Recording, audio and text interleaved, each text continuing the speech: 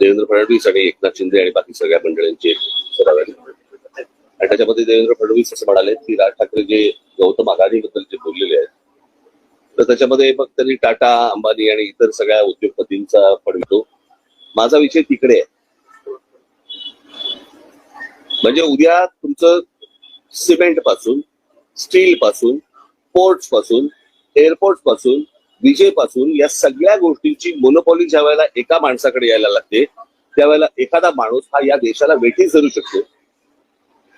आणि त्याला सगळ्या गोष्टी पुरवणारं हे केंद्र सरकार ज्या वेळेला असतं आणि त्यांना ज्या वेळेला केंद्राकडनं ज्या वेळेला पूर्णपणे एक रेड कार्पेट असतं आणि कुठेही जा आणि काही करा, माझा आक्षेप तिकडे आहे.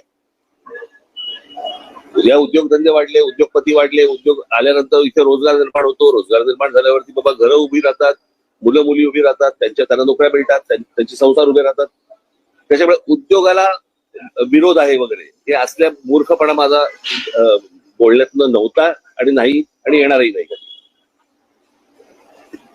परंतु एक गोष्ट मला आपल्याला नमूद करू इच्छितो मी आपल्या समोर, की या सगळ्या याच्यामध्ये अंबानी घ्या, टाटा घ्या, अजून कोणी उद्योगपती घ्या, बिर्ला घ्या, कोणी यांची एम्पायर स्वतः उभी केलेली आहे.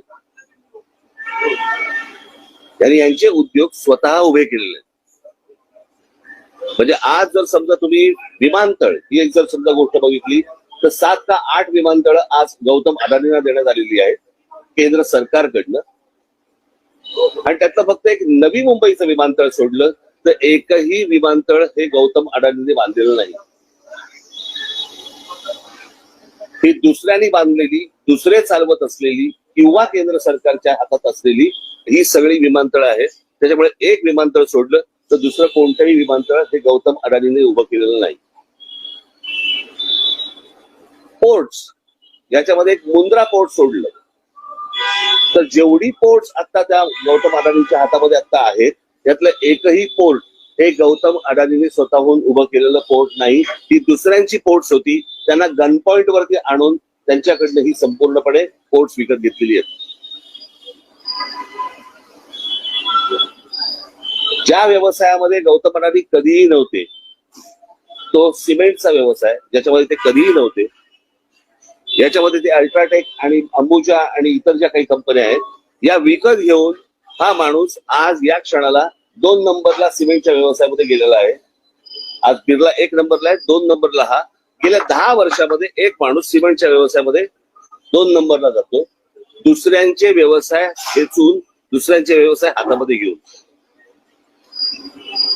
पॉवरचं पण तसंच आहे, स्टीलचं पण तसंच आहे, अनेक उद्योग तसे आहेत. सो मला फक्त मुख्यमंत्र्यांना सांगायचंय की हा विषय हा कोणाच्या ग्रोथचा नाहीये. ग्रोथ कशी होतीये, स्वतः उद्योगपतीची वाढ कशी होतीये, तर ती वाढ मला असं वाटतं समजून घेणं हे गरजेचं आहे. देशातल्या प्रत्येक नागरिकाने समजून घेणं गरजेचं आहे.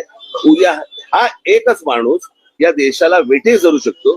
याचं उत्तम उदाहरण जर समजा आता आपल्याला बघायचं असेल तर जे या देशामध्ये आता इंडिगोने केलं, संपूर्ण सगळा देश अख्खा स्टँड स्टिल वरती आणला आणि सगळी विमानतळ ज्या वेळेला आज बंद झाली, 65% आज हवाई वाहतूक ही एकट्या इंडिगोकडे देण्यात आली. आणि त्याच्यातनं एका एअरलाईनने व्यवसाय बंद केल्यानंतर किंवा ठप्प केल्यानंतर देशाचे काय हाल होतात हे आपण पाहिले.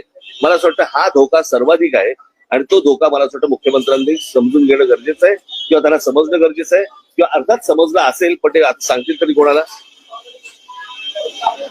तर ही गोष्ट प्रामुख्याने मला असं वाटतं की लोकांसमोर जाणं गरजेचं होतं. आणि हे उद्योग उभे करत असताना गौतम अदानींना अर्थसहाय्य कुठून झालं, कोणकोणत्या बँकांना आणि कोणकोणत्या इतर इन्स्टिट्यूशन्सना यांना अर्थसहाय्य करायला लावलं.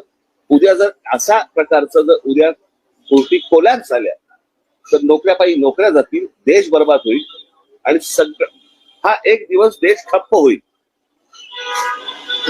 माझा सांगण्याचा उद्देश हाच होता. आणि एक ते टूल वापरून ज्यावेळेला महाराष्ट्रामधली शहरं ज्यावेळेला काबीज करायला जेव्हा तुम्ही जाता, तो धोका मला असं वाटतं महाराष्ट्रासाठी खूप मोठा आहे.